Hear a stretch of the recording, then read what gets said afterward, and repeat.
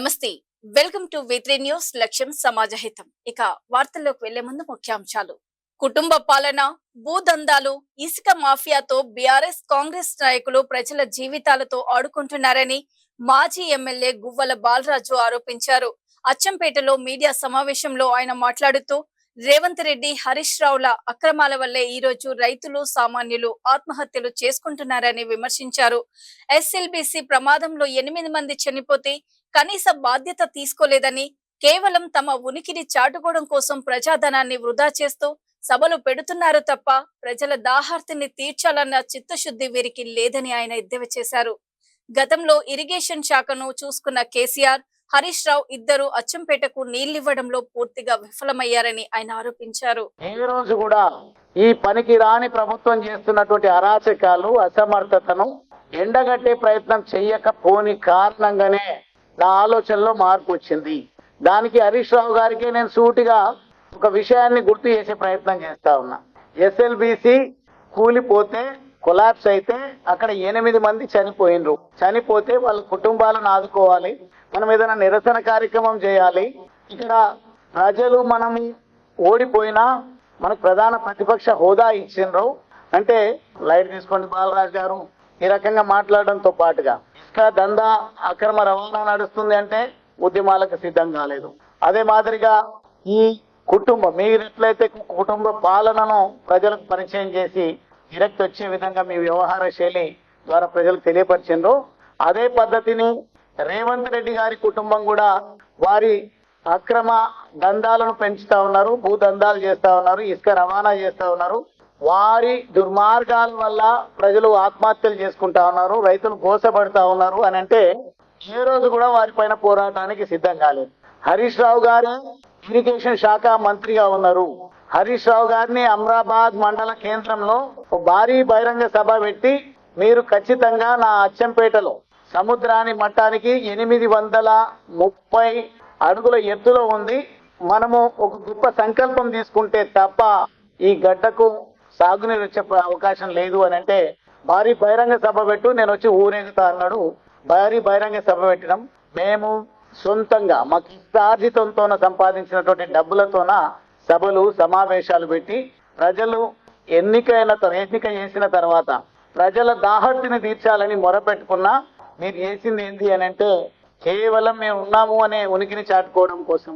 మీరు చేసేటువంటి భారీ బహిరంగ సభలకేమో ప్రజాధనాన్ని దుర్వినియోగం చేసి, కానీ మేము ఏదైనా ప్రాజెక్టు సాధించాలి అని అంటే మా సొంత డబ్బులతోన సభలు, సమావేశాలు ఏర్పాటు చేసినాం.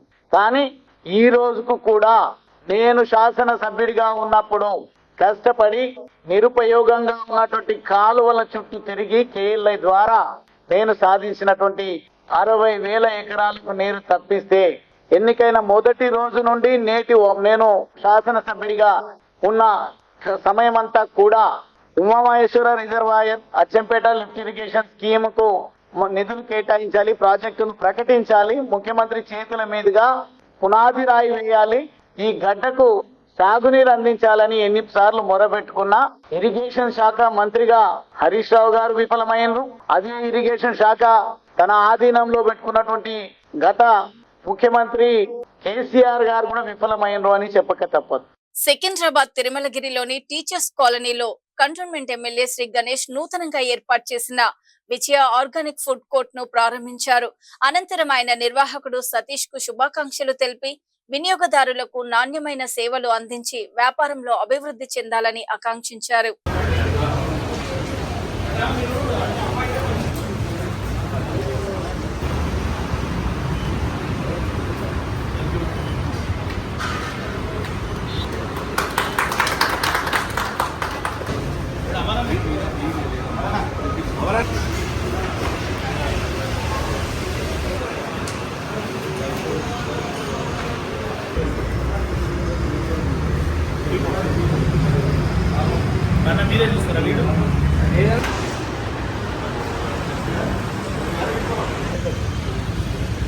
పేట్ బషీర్బాగ్ పరిధిలోని సర్వే నెంబర్ 23లో ఉన్న విలువైన ప్రభుత్వ భూమిని మైసా కన్స్ట్రక్షన్ ప్రాజెక్టుకు అప్రోచ్ రోడ్డుగా వినియోగిస్తున్నారనే అంశంపై సమగ్ర విచారణ జరిపి బాధ్యులపై చర్యలు తీసుకోవాలని సామాజిక కార్యకర్త ఆకుల సతీష్ డిమాండ్ చేశారు.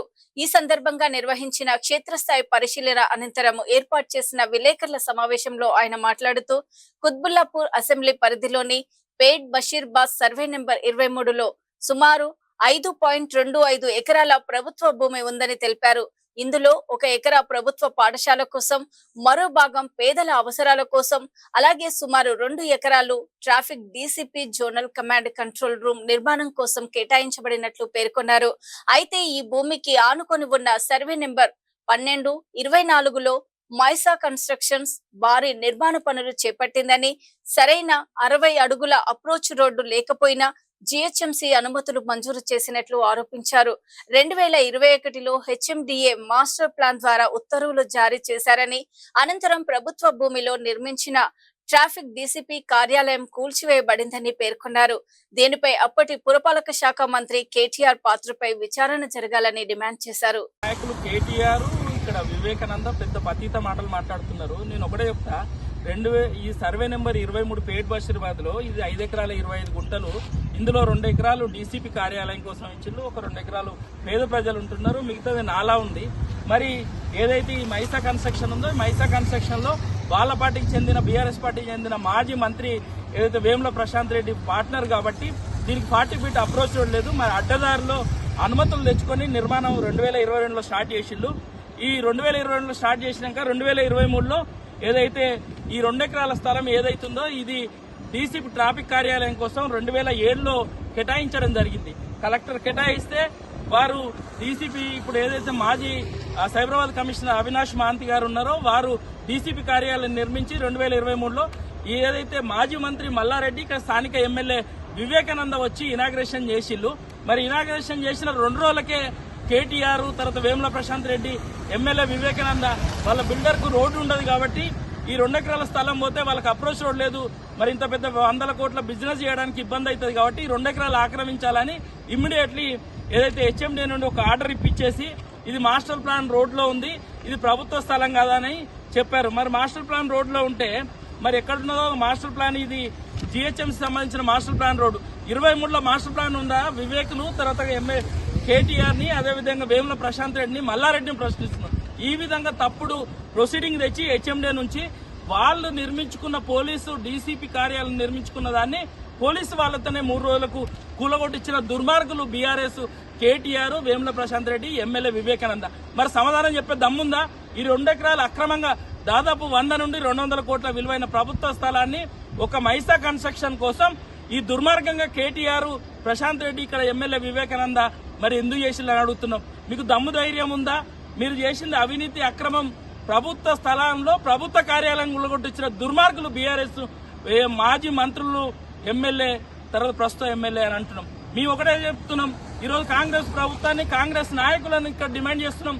ఏదో కంటోన్మెంట్ ఏరియాలో మైనంపల్లి హనుమంతరావు కబ్జా పెట్టుకున్నారని బీఆర్ఎస్ నాయకులు గాయకత్ర చేస్తున్నారు కదా. అరే మీరు ప్రభుత్వ కార్యాలయం కబ్జా కూలగొట్టించి ఈ స్థలాన్ని మొత్తం కబ్జా చేసి మీ మైసా కన్స్ట్రక్షన్ కి అప్పచెప్పిళ్ళు.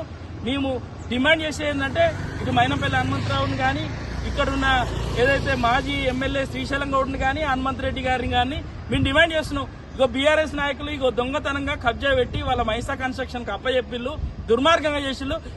మీరు ప్రభుత్వాన్ని డిమాండ్ చేసి దీనిపైన విచారణ జరిపి డీసీపీ కార్యాలయం కోసం ఈ స్థలం కేటాయించండి. అప్పుడు ఈ దొంగలంతా బీఆర్ఎస్ దొంగలంతా బయటకు వస్తారు.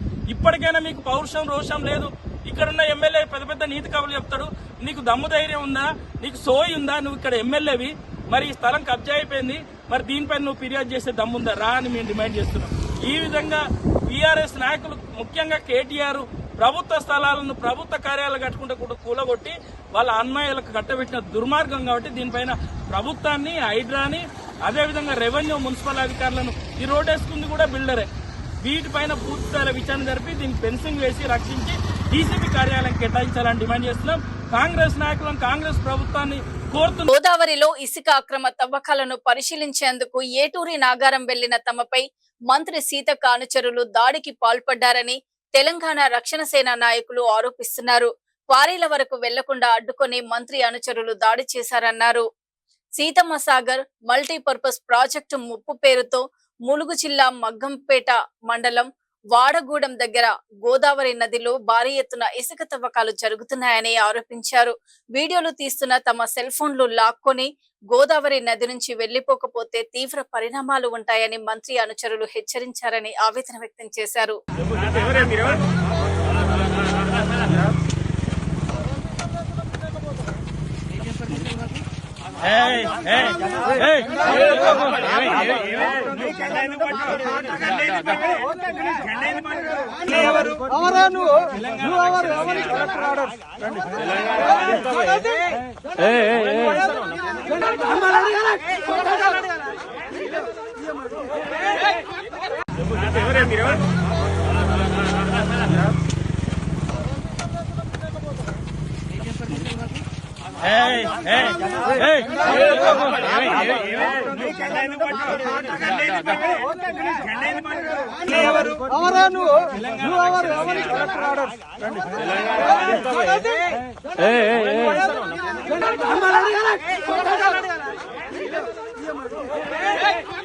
ఈ ప్రపంచమే మహిళలకు వ్యతిరేకంగా ఉంది. ఎంత కష్టపడినా ప్రతిభ చూపినా సరే మహిళలకు ఎక్కడో అడ్డుకట్ట పడుతుందన్నారు తెలంగాణ రక్షణ సేన అధ్యక్షురాలు కవిత. జూబ్లీహిల్స్ కన్వెన్షన్ సెంటర్ లో జరిగిన వేటా ఇండియా ఉమెన్ ఎంపవర్మెంట్ ప్రోగ్రామ్ లో కవిత పాల్గొన్నారు. ఈ సందర్భంగా ఆమె మాట్లాడుతూ సమాజంలో మార్పు కోసం అందరూ కృషి చేయాలని, మహిళలు తమ లక్ష్యంపై నిర్ణయం తీసుకుంటే మీ మాట మీరే వినవద్దు అని అన్నారు. మహిళల సాధికారత కోసం వెంటా ఇండియా సంస్థ, ఆ సంస్థ అధినేత ఝాన్సీ చేస్తున్న కృషి అభినందనీయమని, మహిళల కోసం మనం ఎంత చేసినా సరే ఒక అడుగు మిగిలే ఉంటుందన్నారు. మహిళా సాధికారత జరగాలంటే ప్రభుత్వం, కుటుంబం, సమాజం సహకరించాలని కవిత పేర్కొన్నారు.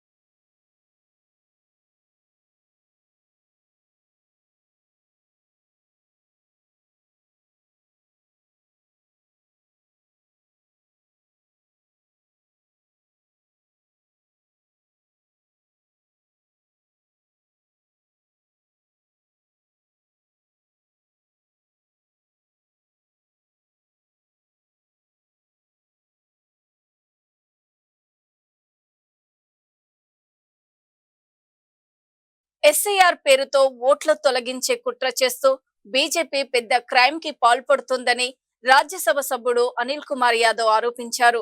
సర్ ప్రక్రియపై ప్రజలు అప్రమత్తంగా ఉండాలని, ఏమైనా సమస్యలు ఉంటే తమకు ఫోన్ చేయాలని హైదరాబాద్ ఆదర్శ్ నగర్ లోని ఎమ్మెల్యే క్వార్టర్స్ లో ఏర్పాటు చేసిన సమావేశంలో ఆయన సూచించారు. బీజేపీకి అనుకూలంగా లేని ఓట్లను తొలగిస్తారని ఆయన అనుమానం వ్యక్తం చేశారు. ఓటు హక్కు లేకపోతే పౌరసత్వం కూడా పోతుందన్నారు. అందుకే ఎస్ఐఆర్ ప్రక్రియపై అప్రమత్తంగా ఉండాలన్నారు. మీ ఓటు లిస్టులో లేకపోతే 2025 నాటి మ్యాపింగ్ చూపించాలని తెలిపారు. అందరు కూడా తెలంగాణలో ఉన్న ప్రతి ఒక్కరు, తెలంగాణలో పుట్టి పెరిగిన ప్రతి ఒక్కరు, అదే విధంగా తెలంగాణలో నివసిస్తున్న ప్రతి ఒక్కరికి కూడా అప్పీల్ చేస్తున్నాము. రేపటి నుంచి జరిగేబోయే ఎస్ఐఆర్ లో మీరు అందరూ భాగస్వాములు కావాలి, మీ ఓటుని రిజిస్టర్ చేసుకోవాలని కూడా కోరడం జరుగుతుంది. Thank you. ప్రతి ఒక్క కాన్స్టిట్యున్సీలో, నియోజకవర్గంలో ఉన్న బిఎల్ఏ స్థాయి మీటింగ్స్ అందరం కూడా చేయడం జరిగింది. ఇది మా పిసిసి అధ్యక్షులు, అదే విధంగా మా ముఖ్యమంత్రి గారు ఆల్రెడీ గైడ్ లైన్స్ చేయడం జరిగింది. దీన్ని చాలా సీరియస్ గా తీసుకోవాలి. దీన్ని చాలా సీరియస్ గా ప్రతి ఒక్క బూత్ లో కూడా దీన్ని చాలా సీరియస్ గా కండక్ట్ చేయాలని కూడా ముఖ్యమంత్రి గారు, పిసిసి ప్రెసిడెంట్ గారు ఆదేశాలు ఇవ్వడం జరిగింది. Thank you. మళ్ళీ చెప్తున్నాము, ఇది 100% బీజేపీ చేస్తున్న కుట్రనే. చనిపోయిన వాళ్ళ గురించి కావచ్చు, ఓటర్ అన్ని జనరల్ ఎక్సర్సైజ్ ముందు కూడా జరుగుతుండే. చనిపోయిన వాళ్ళు ఎవరు ఉంటే వాళ్ళకు ఒక ఫామ్ వస్తుంది, ఆ ఫామ్ సబ్మిట్ చేస్తే చనిపోయిన వాళ్ళ ఓటర్ నుంచి వాళ్ళ ఓటు డిలీట్ అయ్యే విషయం మన అందరికీ తెలిసిందే. అది జనరల్ గా జరిగే ఎక్సర్సైజ్. కానీ ఎస్ఐఆర్ వచ్చిన తర్వాత ఇవన్నీ మ్యానిపులేషన్ జరుగుతున్నాయి. ఎందుకంటే రేపు ఎవరైనా పేరు ఉంటుంది, ఎవరైనా పేరు అనిల్ కుమార్ యాదవ్ అని ఉంటుంది, యాదవ్ ముంగట రాసి అనిల్ తర్వాత రాస్తే ఆ పేరు డిలీట్ అయిపోతున్నది. లేదా కుమార్ ముందు రాసి అనిల్ తర్వాత రాస్తే ఆ పేరు డిలీట్ అవుతుంది. జనరల్ గా పేరు అనేది అనిల్ కుమార్ అనేది పేరు ఉంటది కనుక టెక్నికల్ గ్రౌండ్స్ లలో వీళ్ళన్నింటినీ కోయడానికి ప్రయత్నం చేస్తున్నారు కనుక ఇదే అలర్ట్ ఉండి వాళ్ళ ఓటు జెన్యున్ గా చెక్ చేసుకోవాల్సిందిగా ప్రతి ఒక్క ఓటర్ని కూడా మేము అప్పీల్ చేయడం జరుగుతుంది. పరిస్థితిలో ఎవరు ఎక్కడ ఉన్నారో దాన్ని ఐడెంటిఫై చేసి ఈ యొక్క ఓటర్ ఎన్రోల్మెంట్ కార్యక్రమం జరగడం జరుగుతుంది. మరి ముఖ్యంగా బీజేపీకి సంబంధించిన చాలా మంది దీన్ని మిస్యూజ్ చేయడానికి ప్రయత్నం చేస్తున్నారు. గతంలో కూడా మాకున్న ఇన్ఫర్మేషన్ ప్రకారం చూసినట్లయితే గత పార్లమెంట్ ఎలక్షన్లో కూడా ఇదే రకంగా ఒక అడ్డదారిగా ఈరోజు బీజేపీ పార్టీ కేంద్రంలో అధికారంలోకి రావడం జరిగింది. ముఖ్యంగా అర్బన్ సీట్లు ఏదైతే ఉన్న భారతదేశంలో ఉన్న అర్బన్ సీట్లలో కూడా వీరన్ని చోట్లలో కూడా ఓట్లను దొంగతనం చేసుకొని ఈరోజు అధికారంలోకి రావడం జరిగింది. అదేవిధంగా సికింద్రాబాద్ పార్లమెంట్లో ఈరోజు కిషన్ రెడ్డి గారు గెలిచారంటే ఇదే దొంగతనంతోనే ఈరోజు కిషన్ రెడ్డి గారు అధికారంలోకి రావడం జరిగింది. మరి రేపు జరగబోయే ఎస్ఐఆర్ కార్యక్రమంలో అందరం కూడా ప్రతి ఒక్కరు మీ ఓటుని జాగ్రత్తగా కాపాడుకోవాల్సిన అవసరం ఉంటుంది. రేపు అంటే బస్తీలల్లో, ముఖ్యంగా బస్తీలల్లో మీరందరూ కూడా జాగ్రత్తగా ఉండాలి. మీకు ఏమైనా ఇబ్బందులు ఉన్నా కూడా స్థానికంలో ఉన్న మా కాంగ్రెస్ పార్టీ నాయకులు కావచ్చు, బిఎల్ఓలు కావచ్చు, వాళ్ళతోని మీరు క్రాస్ వెరిఫికేషన్ చేసుకోవాలని కూడా ఈ సందర్భంగా అందరినీ కోరడం జరుగుతుంది. బిఎల్ఓ అనేటోరు ఈ యొక్క ఎక్సర్సైజ్ ప్రతి ఇంటికి కనీసం 3 సార్లు వారు వెళ్ళి ఈ యొక్క ఎన్రోల్మెంట్ని రిజిస్టర్ చేసుకోవాల్సిన అవసరం ఉంది. ఫస్ట్ టైం పోయినప్పుడు ఒకవేళ అక్కడ ఉన్న ఓటర్లు లేకుంటే మళ్ళీ సెకండ్ టైం వెళ్తారు. సెకండ్ టైం లేనప్పుడు థర్డ్ టైం కూడా వాళ్ళు వెళ్ళి అక్కడ ఉన్న ఓటర్ని ఎన్రోల్ చేసుకోవాల్సిన బాధ్యత బిఎల్ఓల పైన ఉంటుందని కూడా ఈ సందర్భంగా చెప్పడం జరుగుతుంది. మరి చాలా చాలా దీన్ని మనం చూసినాం. వెస్ట్ బెంగాల్లో ఎలక్షన్స్ అయినాయి, తమిళనాడులో ఎలక్షన్స్ అయినాయి. ఇవన్నీ కూడా చూసినట్లయితే ఎక్కడెక్కడనైతే మేజర్ లీడర్షిప్లు ఓడిపోయారో, మమతా బెనర్జీ అయితే ఏంటిది, కేజ్రీవాల్ గారు అయితే ఏంది, మొన్న తమిళనాడులో స్టాలిన్ గారు అయితే ఏంది, వీళ్ళందరూ కూడా ఓడిపోవడానికి కారణం ఏంటిదంటే వీళ్ళ నియోజకవర్గంలో ఎస్ఐఆర్ పేరుతోని దాదాపు 40,000 నుంచి 80,000 ఓట్లని వీరు డిలీట్ చేయడం జరిగింది. దాని మూలానే ఈరోజు చాలా మంది నాయకులు కూడా ఓడిపోవడం జరిగింది అన్న విషయాన్ని కూడా ఈ సందర్భంగా చెప్పడం జరుగుతుంది. మరి రేపటి నుంచి మొదలవుతున్న ఎస్ఐఆర్ని ప్రతి ఒక్కరు కూడా ఎంత బిజీ షెడ్యూల్ ఉన్నా, ఎంతమంది ఆఫీస్కి వెళ్ళాలనుకున్నా, ఎంతమంది స్కూల్కి వెళ్ళాలనుకున్నా, ఎంతమంది బిజినెస్ అపాయింట్మెంట్స్లో ఉన్నా కూడా మీరందరూ కూడా అన్ని పక్కన పెట్టుకొని ఇది ఓటు ఉంటేనే మీరు భారతదేశంలో డెమోక్రటిక్ సిస్టంలో బతుకున్నట్టు అనే విషయాన్ని కూడా గుర్తు చేస్తూ, ఓటు ఉంటేనే రేపు ఈ యొక్క ఓటు ఎన్రోల్మెంట్ ఉంటేనే రేపు మీ గవర్నమెంట్ స్కీమ్స్ కూడా రావాలనుకుంటే ఒకసారి మీ ఓటు కంపల్సరీ ఉండాలని కూడా మీ అందరినీ కూడా కోరడం జరుగుతుంది. ముఖ్యంగా స్లమ్లలో ఎవరైతే ఇబ్బంది పడుతున్నారో వాళ్ళకు కూడా మేము అప్పీల్ చేస్తున్నాము. ఎవరు కూడా ఐదార్యపరవకండి. మీ అందరికీ కూడా అందుబాటులో మా బిఎల్ఏలు ఉంటారు. మీకు ఏమైనా కన్ఫ్యూజన్ ఉన్నా కూడా మేమందరం కూడా వాట్సాప్ గ్రూప్లలో, సోషల్ మీడియాలలో కూడా అందుబాటులో ఉన్నాము. మేము కూడా ఒక ముషీరాబాద్ సంబంధించి ఒక కాల్ సెంటర్ని కూడా తొందరలో మేము అనౌన్స్ చేసి మీకు ఏమైనా ఎంక్వైరీ చేయాలనుకుంటే కూడా కాల్ సెంటర్ టోల్ ఫ్రీ నంబర్కి కూడా మేము పెట్టడం జరుగుతుంది అని కూడా ఈ సందర్భంగా చెప్పడం జరుగుతుంది. చూస్తూనే ఉండండి V3 న్యూస్, లక్ష్యం సమాజహితం. నమస్తే.